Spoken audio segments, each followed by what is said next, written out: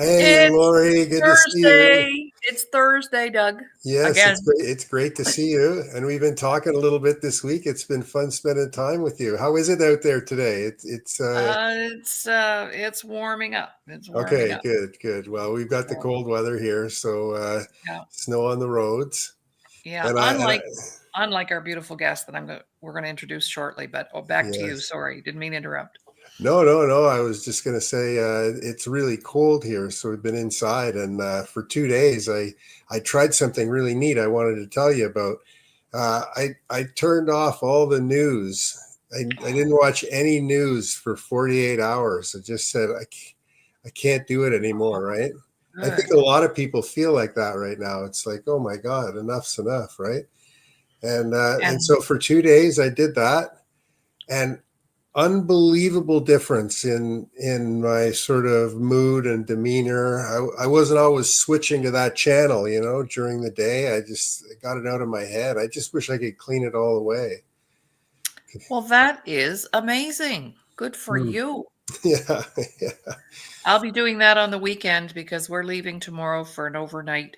Oh, And I don't watch any news when it's like a little getaway, get my hair done, visit some friends, have dinner, that type of thing. So we do that once a month. We go to Red Deer, Alberta, and spend the night in a great hotel. And they call me the doc there, and I get all special rates and everything. It's just amazing. well, you went on a long journey. Maybe just share a little bit of that before we bring on our guest today. So you went on a long journey in the snow and the ice and the sleet. Oh, last weekend. Oh my Yeah. gosh. We had to make an emergency trip to help a friend. It's what's normally a 6 hour drive, took us 8 or 9. Snow on this end going over, and snow on the other end coming back. And it was just like, ah.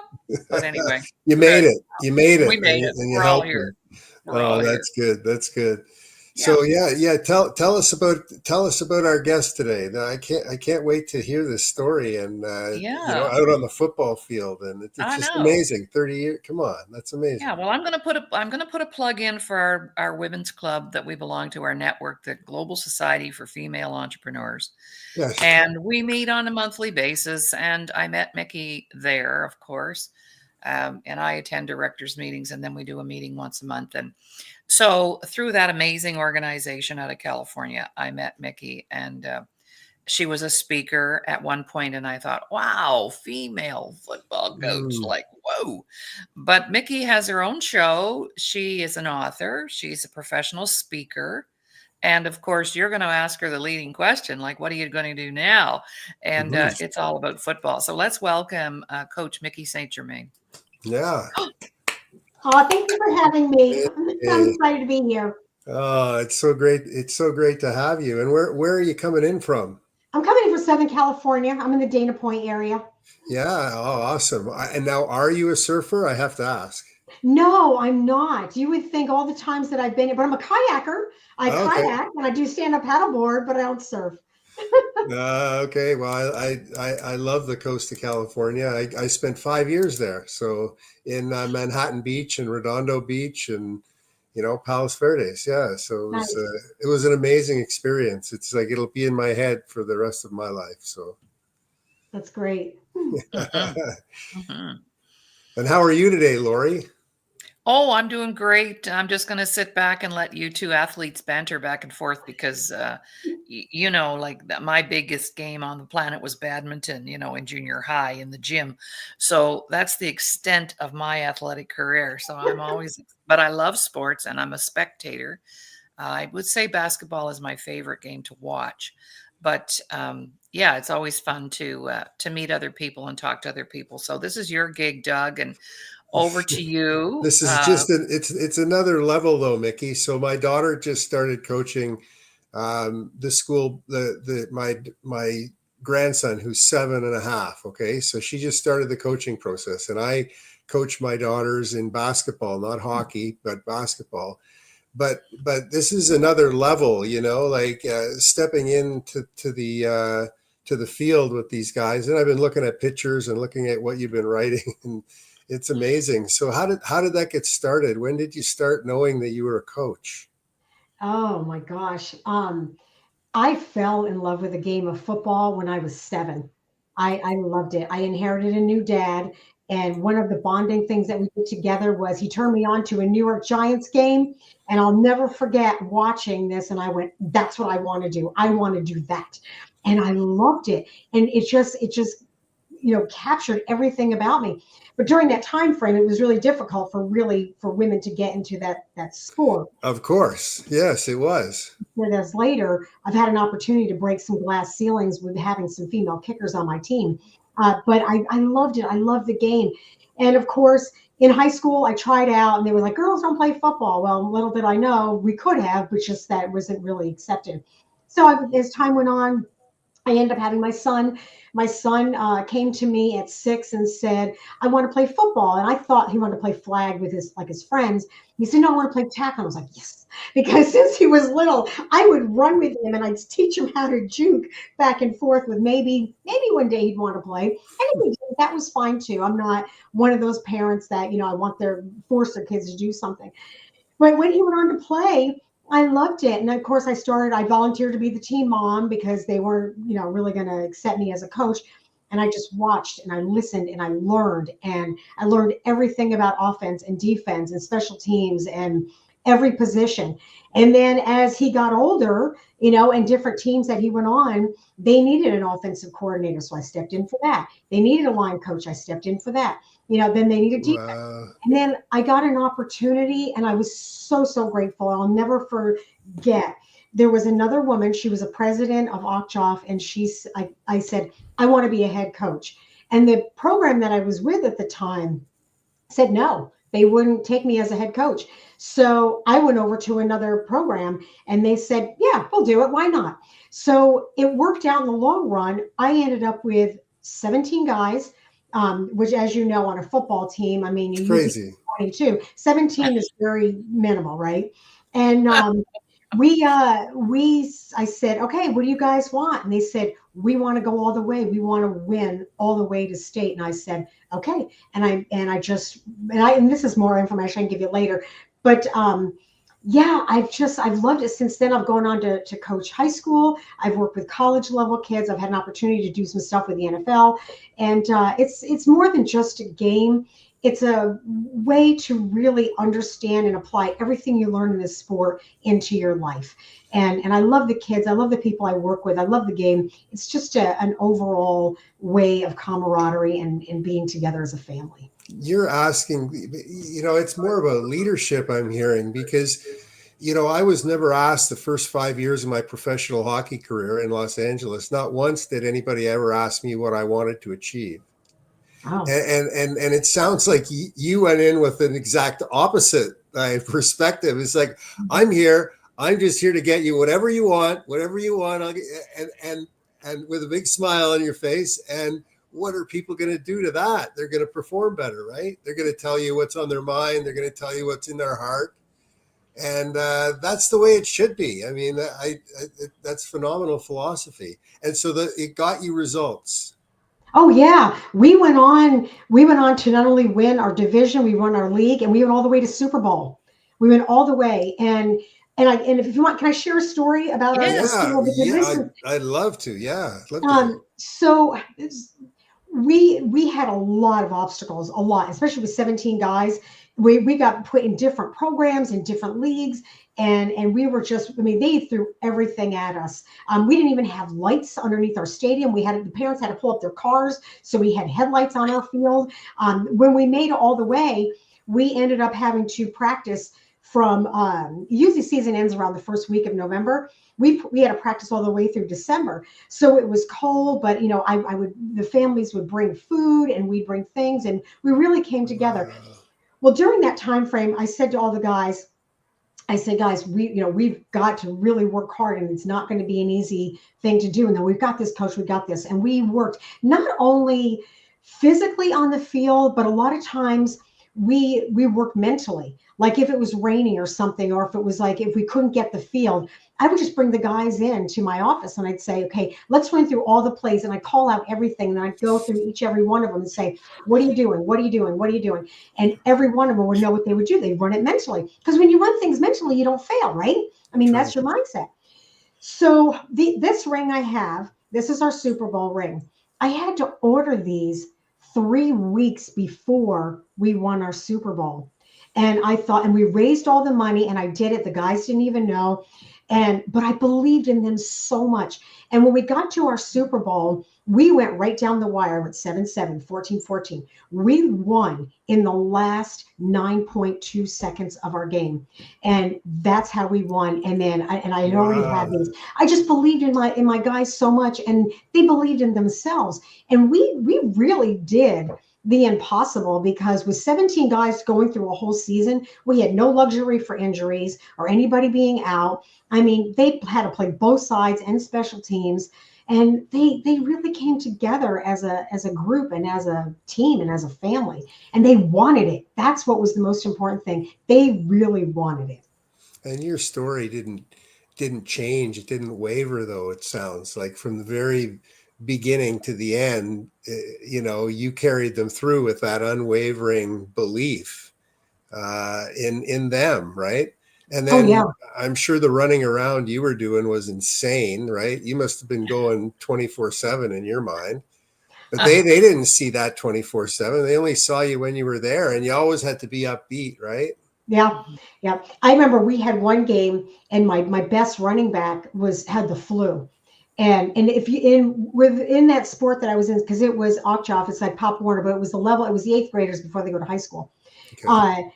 If you don't have enough on your team, you have to forfeit your game. And the guys knew we couldn't. If we forfeited, that would take away our win streak, and that would jeopardize what we had. And I never asked my players to do anything. If they were hurt or sick or whatever, I'm like, you know what, just come so I can get the numbers on. I won't even play you, and then you can go home or whatever. But I had one that came. He was really sick. He was the only one that could pull off one of the plays that we could do. And he said, "Coach, I got this." I said, "Are you sure?" He's like, I'm just doing one play." I'm like, "All right." I put him in there. He scored a touchdown. He ran on the sideline and threw up in a trash can. Oh, amazing. Oh, God. But you know what? But that's the way they were. And the other guys rallied around him, and they were excited.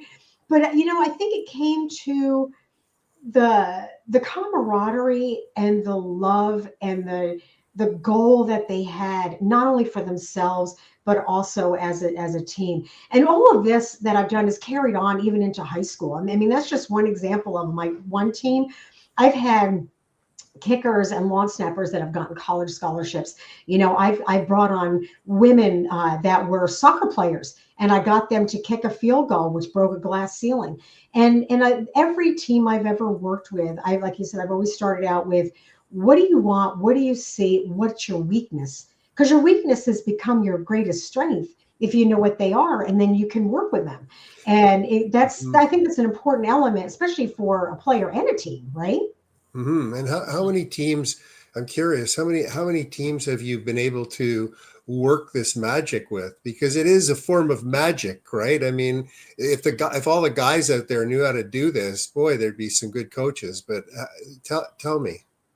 So we've had that was my extraordinary team, the guys of 17. Then I went on and I worked as a head coach, and our scores weren't exactly Super Bowl winning, but I watched each and every single one of them evolve as a player. Then my Super Bowl team actually went on and went to a high school that went all the way to CIF, and he got all of my players. So you can tell the core that they had. I was handing him over something extraordinary. Then when I went on to high school, I was a special teams coordinator, got a soccer player who had never played football, and he went on to be a 5-star kicker. My long snapper, same thing, worked with him. I love the linemen. I love the linemen. And the reason I love the linemen is because they really are the heart of the team. Nothing happens without the linemen. If that center isn't in the right mindset, if your offensive line doesn't do what they need to do, nothing happens in the backfield. I don't care how good your quarterback is. You're not going to get anything done. So that mindset and that camaraderie and the timing of your line has got to be very strong. Introducing Veteran House Alliance International Monthly 50/50 Raffle. Purchase your ticket today, link on display, and have a chance to win cash and help a great platform supporting veterans. So that's what I like to work with. I like to bring them together and realize that everything they do is so important because they don't get the glory. When have you ever heard somebody say, "Oh, the MVP is the holder"? Yeah, I know they always get the chintzy penalties too, like they take it for the team. Yeah. Yeah. Or the kicker, it comes down to them. Everything goes on in offense and defense, and then the game comes down to the kicker. And but I've done this all through high school, through special teams. D line. I'm also a second degree black belt, so I work a lot of hand to hand combat with the D line, and I've taken a lot of kids. Same thing that I'm watching right now. That because sometimes the coaching staff changes, and I don't get invited, to be that coach. So, but that's okay. I'm there for the kids, and a lot of times what I do is I see them and I watch them, and we've had a lot of guys that have gone on to the college level, and I've watched them evolve. And it's starting out right off the bat. What do you want? Where do you go? Where do you see this happening? And hopefully they can take that from whether it's 8th grade, 9th grade, college level into the NFL. What do you want? Where do you see yourself going, and how badly do you want it? And what are you willing to do and make the sacrifices to get there? And if I can teach them that at any level, they can take that all the way through their life. Because as we know, our sports career ends. You can't play football forever. And you see a lot of these players that have been, at the NFL level. And then what are they doing afterwards if they don't have that mindset to achieve something else and more, right? It has to be all consuming, right? Because if it's not for you, it's going to be for the next person. Yeah. And, and getting that point across it before it's too late. Right. If somebody has the talent, that's the hard part of coaching. I've never been a head coach, but that's the hard part of coaching is you see it and you try to figure out how you can get it to go, and you've had success doing that. So how many, have you had some players have some big success too and get their university and seen them go on? Yeah. My long snapper and my kicker have moved on. I'm watching a couple that I've worked with at the high school that are seniors that have gone on, and they're being looked at. And I really truly believe my kicker, the one that I had for 3 years, incredible person and very driven and motivated. And for me, I always push my guys. Like when we were working, even at high school, like when I worked with my kicker, my long snapper, and the holder, I didn't have them work at high school level. I was pushing. I said, no, I want that timing at college level. If you guys want to play in college, then do it now in high school so you can walk out of the field. I would have my kicker go and kick through the college because the uprights are a lot thinner than high school. So you've got to have that mindset. And I would do things like, don't aim for the uprights. And I would make them focus on like a tree or a house or something that was behind the uprights. And I'd make them focus on that. And I go kick to that. My line, I was like, no, you're not going to go. I know you only have 3 to 5 yards to go. I want you pushing them all the way back to the end zone. So I would teach them in kind of a martial arts mindset to push themselves further and see beyond what was right in front of them. And in that, I think that they would take over into their lives to always, achieve more. Don't be in a box. Don't look at things with blinders on. What's the bigger picture? What's something else that no one else is seeing that can push you to the next level? See, that's where guys have a problem. They can't get out of the centric approach, right? It's not just football centric here, right? There's more to this whole thing, right? to think about. So you get them to think, yeah. Every sport, everybody's an individual. And I think sometimes coaches forget that. And especially when you're working with kids and you don't know what they're going through and you don't know what kind of life they've had or what's going on in their world. And I think when you look at it like that as a coach and you teach each one of them and you respect each one of them and acknowledge each one of them as an individual, these guys will do anything because they realize that you appreciate them and you see them for who they are and not just cannon fodder out on the field. And I think that's one of the biggest mistakes coaches make is they just shovel in people because they want the win is so much more important than understanding. But see, the win will come. The win will come if you do all those other things and recognize these as individuals. If there's glue, if it's sticky. And so you make it sticky. Sort of, that's the way I see this. Is it doesn't just fall off their back. It stays with them. And I bet you your team hugged more than any other team in the league too. Oh my gosh, we celebrated all the time. We were family. Because we ate together, we did stuff. And well, the other thing too is academics was really important. So what I would do with a lot of the guys is if somebody was failing something, especially in high school, I'd say, okay, who's got an A in this class? And somebody raised their hand. I'm like, so they'd come into my office. We had an area where we make peanut butter and jelly sandwiches, and they'd all, connect and have lunch together. And I'd say, okay, you work with him and you work with him. And I said, so you guys need to get your grades up. I said, or we're not going, we can't play. You guys you're going to get cut, and nobody should be cut academically. And we always say student athlete, but not many people really implement that whole process. And there's just a lot of elements. And I, like I said, I love it. And I think if more coaches looked at their team as people and individuals and seeing who they are and what they can do, because you'll find a diamond in the rough. I've seen it many, many times over the years where I've seen coaches not play somebody, and I know they're a diamond in the rough. And then somebody gets hurt, and then we have to put him in. They're like, "Oh my gosh, where did that come from?" I'm like, it's like it's been there all the time. You're just gonna see it. So is the climate at the board level and et cetera, in the U.S. in these leagues changing dramatically right now? No, this is still a really difficult field to be in as a female. I'll give you an example. I've applied for the past 2 years to be a head coach. I have all the credentials. I've had all the certifications and more. I've even gone into sports management to learn how to even have these guys recruited into the next level. I mean, I don't have the luxury to not know what I'm doing. I mean, I have gone above and beyond. I could coach, into the higher levels, but getting into it is just really difficult.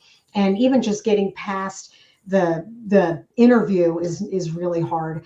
And I wish somebody would understand that my coaching style is something that will bring them a win. I mean, every place I've ever been, I've never failed with bringing a team together and having them excel. And I'm not saying that to blow my own horn. I'm just saying it because I think coaching has got is more than just your name on a paper with all your credentials and showing up because you understand the game. It's a lot different. There's a woman that is in the NFL now, right? An assistant coach. There's a couple of them, but they don't stay.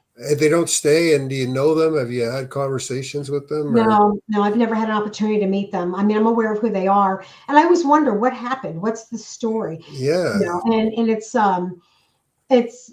are. It's just like anything else. I mean, I'm not going to give up. At some point in some time, I hope I get that opportunity. I'd like to have an opportunity even at the high school level just to head coach, because I think, and I surround myself with good coaches. It's not just about me. The people you surround yourself with really make a difference. And I've got some extraordinary coaches where we're all like this. I got a great guy who's I call him the running back whisperer. He sees running backs and he's really good. Plus he's great at offense. I've got a quarterback coach who's even had quarterbacks go all the way to the NFL that are in the NFL now. And I surround myself with really good people. And it's not about just one person. You have to have a really good team and people around you that are on the same page to do the same thing. The timing couldn't be better, though. I mean, right now for you got the experience, you got the gender, you've got a failing culture system that's been driven by the male, which doesn't work anymore, right? All you have to do is a top-down 1/3 of the organization anonymous survey in a corporation, and you'll find out that they're messing everything up. But they don't want to look at that. So which team and when? I think it's just a matter of which team and when, and keeping the light on, and in the window, you keeping the light on and saying, look, I'm here. You guys just have to pick up the phone and call me. Because what an asset, that would be in football. I'm not a football guy, but it's happening in hockey, and the results are obvious. They're being seen, and it's not just working with people, it's working with the space in between them, correct? Yeah, yeah, it is. And, just to elaborate a little bit on what you said, I've seen really good teams. And when I see teams that win all the time, and I'll give you an example, Alabama, for example, wins all the time. It's like, what are they doing? It has to be the culture. So I did a lot more research with Nick Saban. He was the head coach with all that winning. And his mentality and culture is the exact same thing. It's mindset. When you look at any NFLs, you start asking around what's going on. It's the mindset. It's coming together. It's the coaches that are like one game at a time, one score at a time. I always tell my guys, don't even look at the scoreboard. I said, do your job one play at a time. The scoreboard will take care of itself. And so it's a matter of having good coaches that, like you said, can get beyond. Then you see these other failing teams and you're looking at, that's got to be the opposite. I don't really delve into them too much, but something's going wrong because, if you're doing the same thing with the same group of people, you're not going to get any different results. You're just not. I mean, we have our Super Bowl, right? I'll give you an example. Saquon Barkley just went to the Eagles. He was on the Giants. By the way, I'm a huge Giants fan. I've been a Giants, I told you from 7.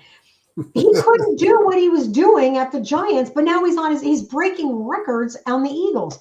Why? He's the same person. He's the same athlete. He's doing the same job. It comes down to, are you in the culture? Are you with the right people?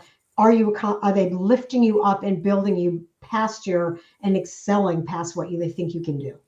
Yes, I agree. I was a healthy scratch in Los Angeles. I got traded, and then I accelerated in a very short time to the top line in the NHL, and it had nothing to do with my physical ability. And this is what I think the organizations are missing today, that it really doesn't have that much to do with physical ability. It has to do with mental ability, and it has to do with consciousness. So if you're not applying that to your people now, you're missing out on a huge competitive advantage. That's something that you can use because it's very science-based today, right? And there's so much ignorance going on. It's like, no, we don't want to look over there. We welcome you to advertise and promote your goods and services and/or brand your logo to 34 million subscribers on Canada Talks 167. Your investment will go towards our employment programs in the media industry for persons with disabilities and veterans. But you're a bright light, right? So what's the next step? What's the next step for you? So right now I put together, since I'm not coaching, I still believe that mindset is so important. And so what I've done is I've taken everything and I use football as my tool, as my vehicle, and to teach, corporations or to individuals or even to people. And I do a podcast. And as you can see on the bottom, it says 4th and 1 Mindset. I also interview other coaches and players and parents, because parents are a huge part of our team. I always call my team parents, because without them, nothing happens, especially when you're on the younger level. But even as you go, even through, I mean, you ask any NFL player, they're like, thank you, Mom. So your parents go all the way through, right? And I'm speaking and I'm taking that information and I'm trying to teach people that everybody's got a 4th and 1. And a 4th and 1, if you don't understand it with football, is usually when you have a critical point where you have to make a choice and you're either going to succeed or you're going to fail, but you got to give it 110%, because whatever choice you make, you got to stick with it. And I teach how to get past fear and know that you can be extraordinary, how to be unstoppable and get past a lot of things. And everything I teach in football, like I said, can be applied in everyday life. And I think that having that opportunity to share it with everyone, regardless of whether they know football or not, is something that can help someone in their life. So you've mapped what you've done with the football players, with the culture, and you're able to share that with people. Yeah. Oh, that's and can you elaborate any more on it? Like, are you talking about behaviors? Are you talking about what are the priorities, and what are you working with? So I've been speaking at different events, whether it's been virtually or in person. A lot of times I get invited to speak, and I can pretty much cover any topic they're looking. If you're looking for something about camaraderie, I'll gear it towards that. If you're looking for something about growth, I can gear it towards that. To give you an example, I did one just recently. I think Laurie was actually on it, the one where I said good enough is not enough. Yeah, Yes. and that's one of the things I always talk to my guys. If you're just going through the motions and you're doing, a couple of things are happening. You're either stuck in your comfort zone, you're stuck in a fear, or you don't have the tools to be able to do it. And being comfortable is one of the most dangerous places you can be because you're not growing anymore.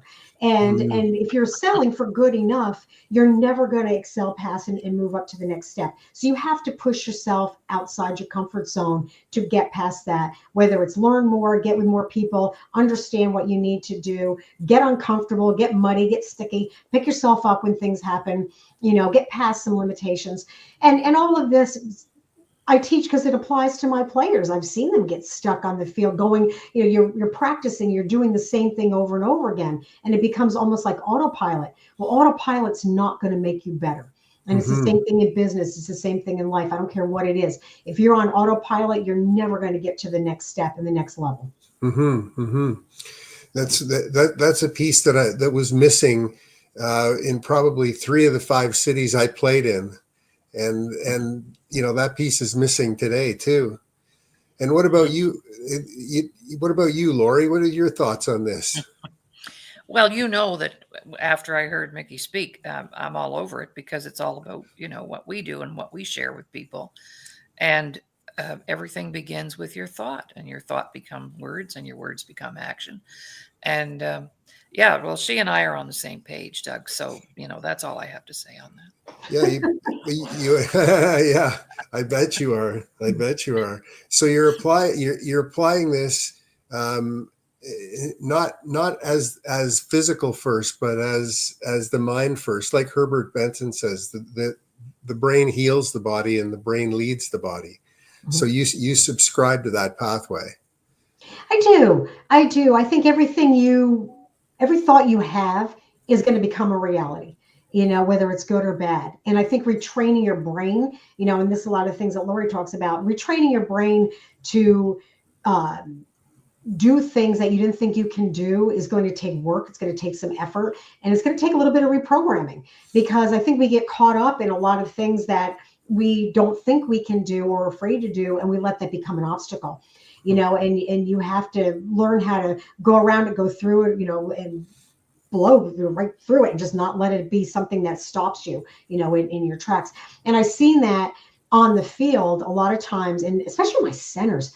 You watch, if you have a center who have a bad snap, and then all of a sudden he starts having bad snaps again, it's like you can see it. And I used to do this on the sideline. I used to wear bandanas because you can't see me. I'm only 5 foot on the sideline. You cannot see me with these guys that are 6 foot, 300 pounds. So I wear bandanas on my wrist. And when I do my calls had different color bandanas. But if I wanted their attention, I cross my arms and I go, hey, and I'd be pulling on them. And they'd look, and I go, look. And I look right at my center and I go, take a deep breath, get centered, relax. And I would do this, and I could see him, take a deep breath. I could see his shoulder drop, and then he'd be fine. Or if I switch it over to defense, I'd pull him off to the side, and I'm like, what's going on? And I'm like, it's gone, it's done. Don't worry about it. I said, you know what? We can't bring back that play. I'm not upset about it. You don't need to be upset about it. Nothing happened. So what? Let's just move on. There's nothing we can do. Just now it's your choice to move forward. And that, I think, is a lot of things that we need to do. We have things happen and we get frazzled, and then we're like, okay, and we forget to regroup. We forget to step back and go, I need to regroup, and if it's a mess, make it your message. If it's sticky, yeah, you know what? So what? It happens. It's a do-over, and that's okay. I always say mistakes are a mistake. They do in Hollywood, right? It's a do-over. It's a mistake. So what? And it's just, don't focus on that. You have to be able to move beyond that, and that's what's going to help you grow. And athletes generally want to take shortcuts for everything. So you must be a wizard at sharing with them how you could take a shortcut from where they are their current reality to their desired future, right? Because you know what they want. You have a good sense for that. So is that included in what you're doing right now with the general population? Yeah, I'm a stickler for detail, whether it's on the field or speaking. And when Mm-hmm. people come to me and they say something, I try to break it down, just see really where's their mind, where do they what's really the bottom line, what's the underlying thing. Like Mm-hmm. I've seen kids come out on the field and they're not performing or something's happening. It's not because they're not capable, because they're good athletes. It's because something's going on up here and something's happening. And I usually, when I speak with people too, when they have something happen like this, there's something holding them back. And one of the things that I do is I say, you got to put yourself in a place that you're just focusing on what you need to do. And like, for example, in the football field, and I've even had it happen in my own life. I mean, over the years, I've had some things and challenges that have been transpiring. And I walk out on the field, I'm like, I cannot let this affect me. These Mm-hmm. guys need me. I got to be in the right mindset. I can't let the other things affect me. So what I did is I pretend like when I walk out on the field, and most fields are fenced in. As soon as I walk through that gate, I pretend like there's a big force field around me. Like it's like a big bubble. Whatever's happening outside me is still going to be there. And whatever I have to do on the field, this is my happy place. This is my safety place. Nothing outside can affect what's happening to me right now, right here on the field. And that's what I tell my guys too, because sometimes their family lives are rough. Sometimes they're struggling with things. And I say, you know what, whatever's happening, it's going to be out there. But while you're here, just give it everything you've got. Just be you. Don't allow anything to take that away from you. Put all that aside and focus on what you really, really want. And usually a lot of times that's when it all comes out and you'll just say, most you, and whether it's in real life or on the field. And most people will tell you, yeah, because I've got this. Okay, let's break it down and let's see what's an obstacle, what's really holding you back, what is the underlying reasons that you're not getting to where you need to be, and let's work on that. And it might be one tiny step each day. It doesn't have to be. I'm not expecting to make you an NFL player the next day. I'm not expecting to make you a CEO. I'm going to make you what you need to do to compete with yourself today so you're better for tomorrow.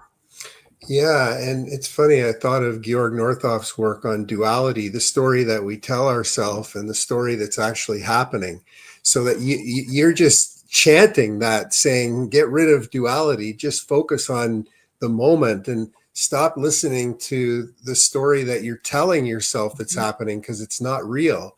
Yeah. And so you have this insane, it sounds like you have this insane ability or attraction to finding that peace.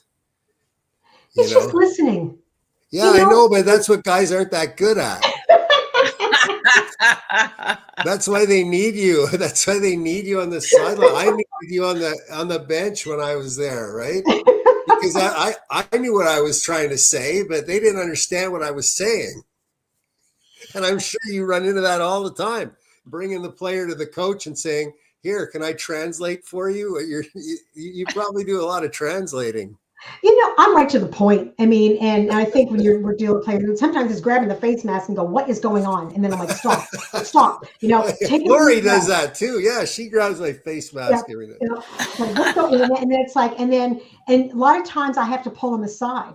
And sometimes, I mean, whatever happening, it cannot be fixed on the field. It may be something we have to meet later on, and work with it because it's just so deep. But I think once you have that trust, and people know that they can trust what they have to tell you is never going to go any further, and you're really there for them, then that's when you really start to see people excel. Because, I mean, we all have something. And, and I think having the ability to share it with someone so they understand you, so you can move forward, is priceless. It really is. And I think that's another thing that is missed, because especially on the high school fields, when you got 80 guys, but I'm not going to use that excuse, because I knew every single one of my players, every single one of them. Whether I was working with them or not, I knew them all. Yeah. I could see that. And you would follow up with them. See, that's the thing that never happened with guys. They don't follow up. They say they're going to do a whole bunch of things, but that they never follow up on them, right? And you follow up, where when you say to a player you're going to do something, you do follow up and you build trust instead of erode it. Yeah. And that's probably what you spend most of your time doing on teams is, and we do this in life too, is you spend time patching the erosion that other people are creating, right? When it's totally unnecessary, right? Well, think about it. When you look back at your life, I mean, what do you remember? Who are the most important people, influential people that affect you in your life today from your past? It's going to be your parents, it's going to be someone in your family, it's going to be a teacher, it's going to be a coach, and your friends. And I know being a coach is a huge responsibility. It's not just knowing X's and O's and offense and defense. It's knowing your players, because they're going to remember me. They're going to remember me either as a really good coach, or they're going to remember me as somebody that didn't make their life happy. And I always want to be that person that if I have an opportunity to touch somebody's life, I want that memory to be a good one. The Disability Channel would like to thank our existing sponsors. We really appreciate the support and kindness from the BIAs across the GTA, Ontario, Canada, and our friends in the USA. We love making new friends. Thank you for supporting our existing employment programs. That's a healing perspective. It's not even a performance perspective. No. You're talking about healing here, like who are you? And anybody out there listening that has a football team needs you. Okay. So, because it's phenomenal right from the very beginning. When you started talking, it was like, okay, she's taking the healing road, but isn't it the same thing? It is. I mean, everybody has, like I said, we're all individuals, and we're just a bunch of individuals coming together. I don't care what sport it is. It can be football, baseball, it doesn't matter. When you put a group of people together, you've got all these eclectic personalities. You've got all these people that have got, different things happening in their lives. And to bring them all together, to be on the same page, to accomplish one common goal, you have to be able to understand and work with them so they can be strong to be able to come together and understand each other. That is so important. Nobody was above any of the others. One of the things that I did, and I always do on my team, is everybody has got to connect with everybody. I don't want to just see the lineman over here. I want to see the defense. No, you guys all come together because you're a team. And you've got to be able to know each other. And sometimes what I do is I'd say, okay, everybody write down something that you really like besides football. And then I take it all and then I put them in separate piles. And then I'd say, okay, here's the pile of people that like playing this game. How many of you put that? And then you find out that the receivers were doing something, the same thing that the offensive line were doing. Well, maybe they've never talked to each other because they don't talk to each other in school. Maybe they've never had that. And it's not like I force camaraderie, but I do things that bring them together, like meals and different things. Sometimes I put together programs where we all meet, and we used to do Madden. What we would do is we would sit and I'd bring the whole team and I'd split them up and with people that they didn't know, and I'd have them, we'd do a Madden tournament, and we would do it, and it would be fun, and we'd have prizes, and parents would bring food and stuff like that. But coming together with your tribe, and it could, whether it's football, whether it's whatever you're doing, whatever you're trying to accomplish, finding those people to surround yourself with is going to be the most important glue that you can do in your life. Belief in self, belief in others, and belief in the organization. Those are the three pillars of belief of a high performance work culture. And so you just cap that off too. So it's amazing. You're speaking directly to the science of work culture, right? And how to build it as opposed to destroying it. And most people don't know that inertia doesn't exist. They think, oh, we're just keeping it the same as it is. If you think you're keeping it the same as it is, it's going down. Right? If you're not keeping track of it, and that's the thing of the value that you bring to the table, or somebody like you, is you keep track of that stuff. And most people just discard it. They just throw it in the garbage because they're only thinking about them. When Einstein said doing the same thing over and over again, expecting different results is insanity. It's not hard to figure out. Oh, that's amazing. So when is the book coming out? Have you got it? I'm writing. I've been writing, but I've been so focused on my podcast and working, and I still work with players. A lot of times they'll contact me to work with them one-on-one. I mean, even though I'm not coaching a team, I still work with players that, reach out to me, not only for the goal setting, but also I help them with where they want to accomplish and what they're doing. And, because I'm very fine tuning when it comes to their skill or their strength, because I'm a strength and conditioning coach, plus, working with whatever they want to do to enhance their performance. So I do that, but I am writing. I don't have a deadline. My book will be 4th and 1 Mindset.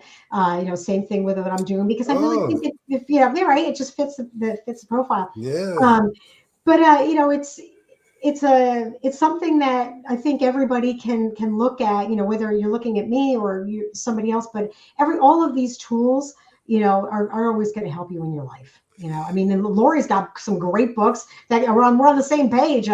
Laurie's books kind of feel the same thing. When you have that mindset and you know what you're doing, having that ability to share that information is a life changer for a lot of people. Yeah, it's important that what you have to say, and in my opinion, it's important that you put it in audio, you put it in video, you put it in graphics, and you put it in text, right? So that it will live, right? For forever. We're at that stage in history right now where if you build it that way, you can insert it. You'll be able to insert it into something else, and it will go on. So, like you're a leader in this space. Like I've never really heard anybody, a woman talk like you with respect to the coaching side of things. I wasn't blessed with the opportunity to have female coaches, right, when I was in my era. So it's just it's incredible, your perspective. It needs to be boxed up. If you ever need a hand, I've helped dozens and dozens of people write books because I have a simple process that's called 52 pictures. And all you have to do, the first step, I won't tell you the second and third step, is find 52 pictures in your life, 52, that are the most important pictures to you in your life, and put them in an envelope and then call me. And then I'll share with you what to do with them. I love it. That's awesome. Yeah, because you must have some incredible documentation about what you've done. Yeah. I have a question too.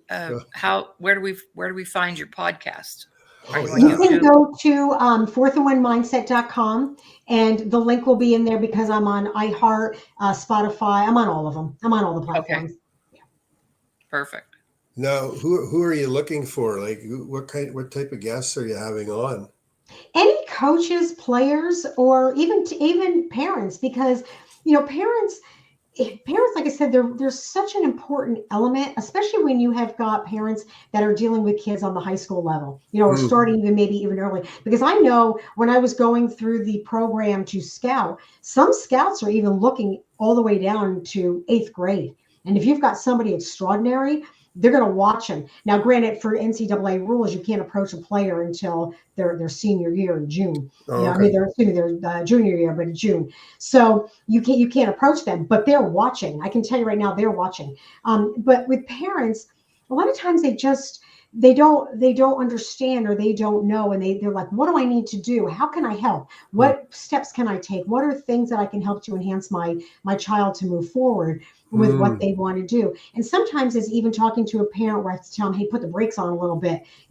This is their journey, and you have to understand that too. So I like having on different guests because I like hearing their perspective and hearing their story, especially if it's something uplifting, or sometimes people come on and have a question and I like to answer. I like to do that. If somebody sends me questions, and I like to be able to go on air and answer those questions. And I'm just starting to do that now, because a lot of people have questions all the time. And sometimes I share a lot of information in regards to health. Heat illness is such an important thing when it comes into summer. Some people just don't understand that, or concussion protocol, or what if somebody gets an injury, and that's another whole mindset. Somebody who gets an injury, your whole life changes, especially if that sport is so important to you. And Doug, you and I haven't even had a chance to talk, and I would love to hear your story. Well, it does change. It depends on the severity of it. I'm involved in running a health clinic, and there was a kid in there. He's 23. He said, I don't know if I should try to get better to play again. I said, well, you're not going to have another chance better than this to play again because you're 23, and it's going to go away too quick. So I said to him, work your butt off and get off the table and get back in the game, because you'll wish you did. Yeah. It's pretty simple sometimes, right? Yeah.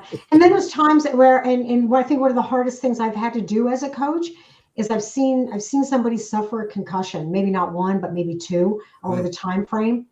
And I have to go to a parent and I'm like, this is something that you have to really sit down and evaluate. I mean, do you want to make money with your head? Or you want to make money with your body? And when you've got a kid that's in high school and he's already suffered 2 concussions, my thought is, how important is this to you? And let me be honest with you and tell you, do you have the ability to go to the next level? Not because I don't believe in you, but is this really what you want?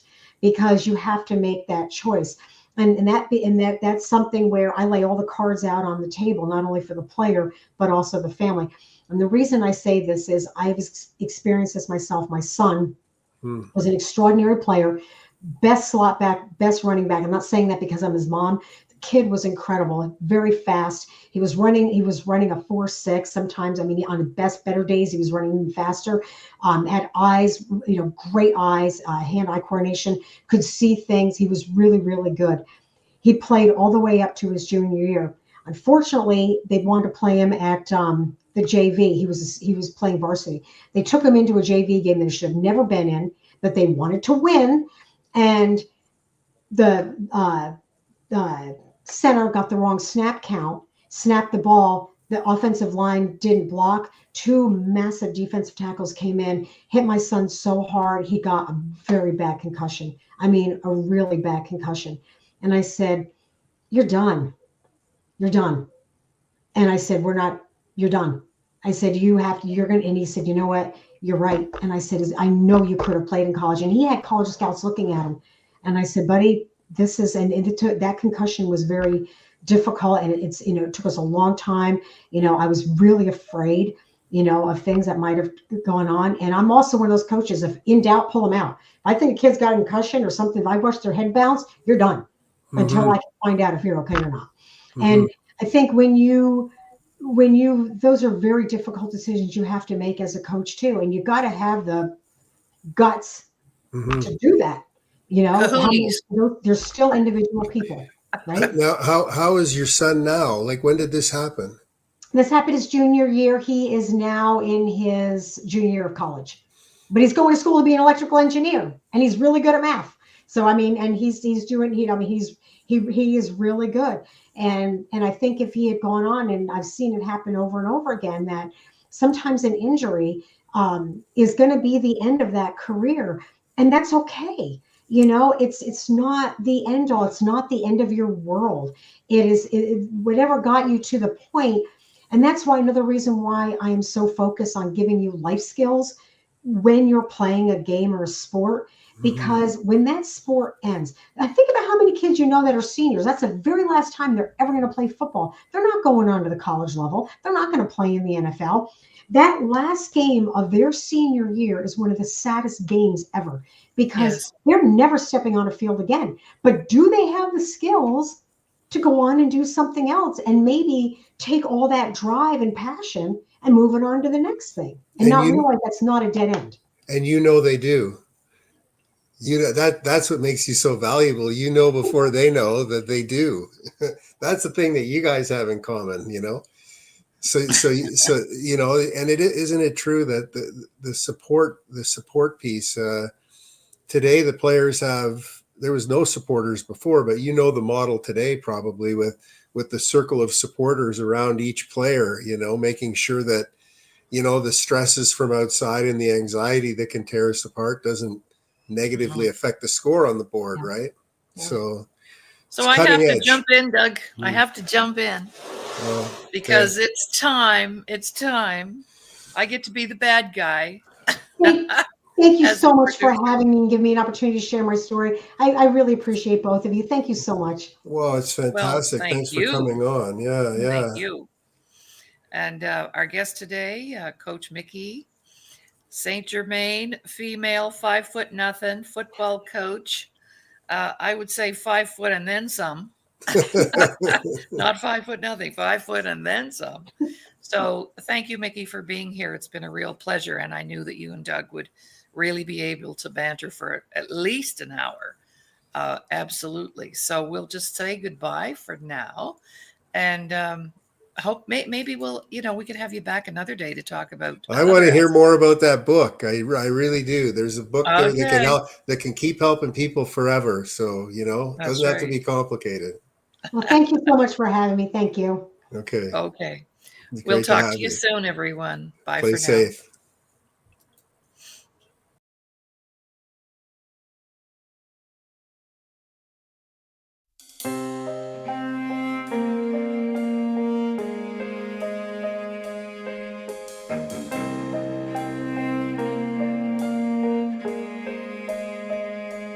Who are you?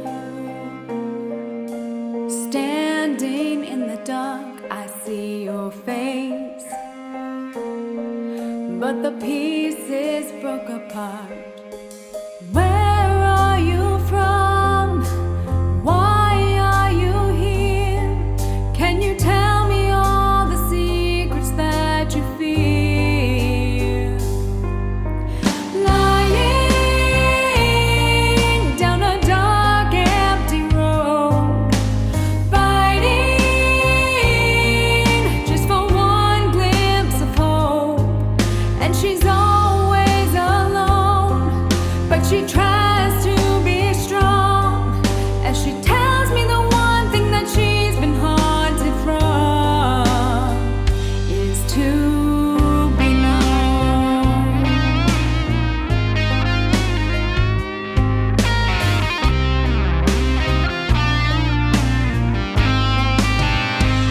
She's just a child who's been hurt down deep inside, but without tears, for that part of her has died. Calling out your name, all she gets from you is shame. You can't push away the blame for all her pain. Lying down a dark, empty road, fighting just for one glimpse of hope. And she's always alone as the pain grows too strong. And she screams out the one thing that she's been haunted from is to be known.